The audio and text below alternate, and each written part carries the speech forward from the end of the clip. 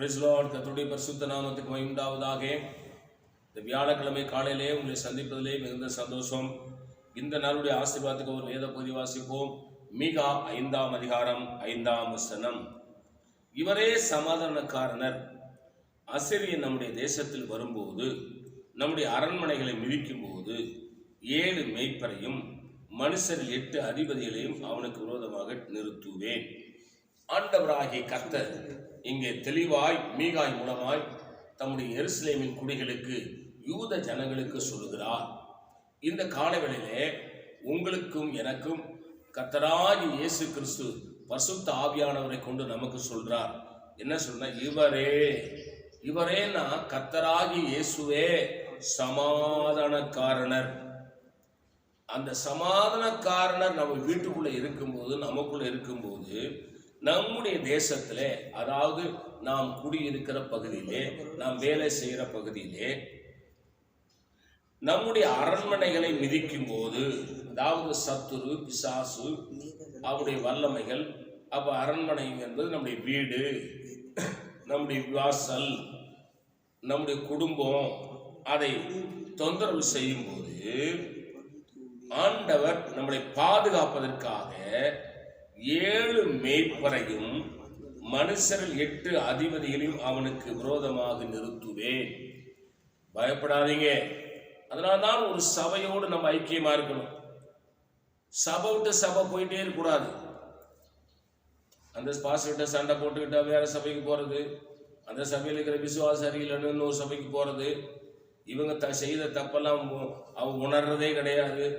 தாங்கள் ஏதோ நீதிமான்கள் உத்தமர்கள் அப்படின்னு நினைச்சுக்க வேண்டியது. அந்த சபை செல்லது ஊழியக்காரன் சரியில்லை இப்படி சொல்லி சபையா அங்கே இங்கே நீ என்ன பிரச்சனை பண்ணியாதான் அங்கே பண்ணுவேன். உங்கூட பிசாசு சபை விட்டு போகும்போது என்ன செய்வேன், உன் கூட சபைக்குள்ள வரும்போது பிசாசு வந்துச்சு, இப்போ சபைக்குள்ள போகும்போது உன் கூட அந்த பிசாசு உன்னோட வந்துச்சு. இப்போ எங்கே போயிடுச்சு? உன்னோட இன்னொரு சபைக்கு போயிருக்குது. அந்த சபையை வீணாக்கிறதுக்கு போயிருக்குது. மனம் திரும்பணும். இங்க வேதம் சொல்லுது, 7 மேய்ப்பரையும் மனுஷரையும் 8 அதிபதியும் அவனுக்கு நிறுத்துவேன். நீங்க ஒரு சபையில அடங்கி, உபதேசத்துக்குள்ள அடங்கி, சத்தியத்துக்குள்ள அடங்கி, நீங்க ஆண்டவருக்கு பயந்து நீங்க வாழ்ந்தால், குடும்ப வாழ்க்கை, தனிப்பட்ட வாழ்க்கை, வேலை காரியங்களில் நீங்க சரியா இருந்தால், அசீரியன் சாசு பொல்லாத வல்லமைகள், அந்தகார வல்லமைகள், பிசாசின் தந்திரங்கள், சூன்யம், மந்திரம், ஏவல், குட்டி சாத்தானுடைய கிரியைகள், வலு சர்ப்பத்தின் கிரியைகள் ஒன்றும் உங்களை ஒன்றும் பண்ண முடியாது.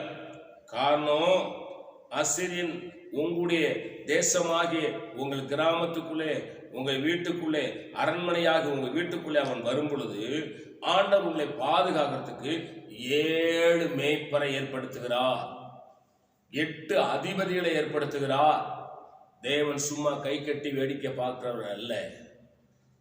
நீ படுகிற பிரயாசங்கள் அவருக்கு தெரியும், நீ படுகிற பாடுகள் அவருக்கு தெரியும். ஆனா சமாதானக்காரராகி இயேசு உன்னை விட்டும், உன் வீட்டை விட்டும், உன் குடும்பங்களை விட்டும், உன் தொழிலை விட்டும் போய்விடக்கூடாது. அவர் இல்லைன்னா அசீரியன் நாசமாக்கி போட்டுருவான். அதனாலதான் சொல்றேன், ரட்சிக்கப்பட்ட பிறகு சபை அலையாத. எவ்வளோ பிரச்சனை இருந்தாலும் இந்த சபையோடு பேசி, ஊழியக்காரோடு பேசி சமாதானமா இருந்து அங்க ஒழுங்கா இருக்க கத்துக்க. நீ இப்படி சுத்திக்கிட்டே இருந்தீனா, உன்னை இன்னைக்கு சபை விட்டு சபை மாறினியோ அன்னைக்கே உன்னை விட்டு சமாதானக்காரனர் இல்லை என்பதை விளங்கிக்கோ. நான் உங்களுக்காக செபிக்கிறேன். பரிசுத்த பிதாவே, கர்த்தராகிய இயேசு கிறிஸ்துவின் நாமத்தில் செபிக்கிறோம். நீர் எங்களோடு பேசின இந்த நல்ல வார்த்தைகளுக்காக ஸ்தோத்திரம். இயேசுவின் நாமத்தில் வேண்டிக் கொள்கிறோம் பிதாவே, ஆமென். God bless you. கர்த்தர் உங்களை ஆசீர்வதிப்பாராக.